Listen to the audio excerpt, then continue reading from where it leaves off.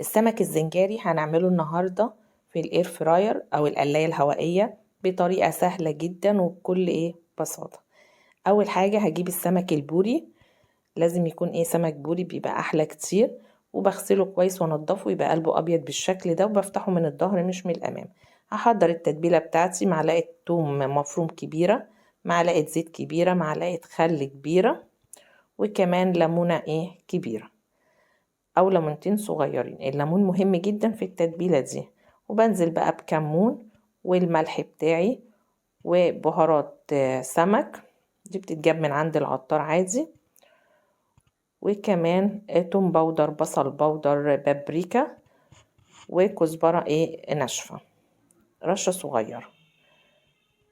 وبقلب كل التتبيلة دي كده مع بعض. التتبيلة دي بجد رهيبة لكل الأسماك، جربوها في أي سمك. وبقلبها كده كويس مع بعض. وبتبل السمك بتاعي. اهم حاجة وانا بتبل السمك بتبله من كل مكان، بس بسيب في البولة شوية تتبيلة، مش بستعملهم. هتبله كده كويس جدا من بطن السمكة ومن ظهرها، ولازم كمان من ظهرها زي ما احنا شايفين، عشان تبقى السمكة كلها شاربة من التتبيلة. بتبلها كويس جدا زي ما احنا شايفين. وشوية التتبيلة الباقيين بقى بنزل بالخضار فيهم. عندي هنا طماطم مقطعة وفلفل اخضر وبصل جوانح، وكمان كزبرة على شبت معلقتين كده، بتبقى طعمها رهيب. بنزل بيهم في التتبيلة وبقلبهم كويس عشان كمان يتتبلوا بطعم التتبيلة دي التحفة دي، عشان يبقى الخضار معايا كله متبل ولذيذ. بعد ما تبلته كده بجيب بقى ورقة ألومنيوم وكمان فيها ورقة زبدة، وبدهن ورق الزبدة زيت عشان السمك ما يلزقش معايا.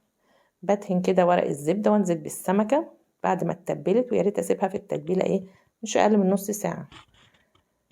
هنزل بقى بالخضار بتاعي. الخضار بنزل بيه في بطن السمكة بس مش الاحرف، عشان الاحرف تستوي كويس وكمان تبقى محمرة وجميلة.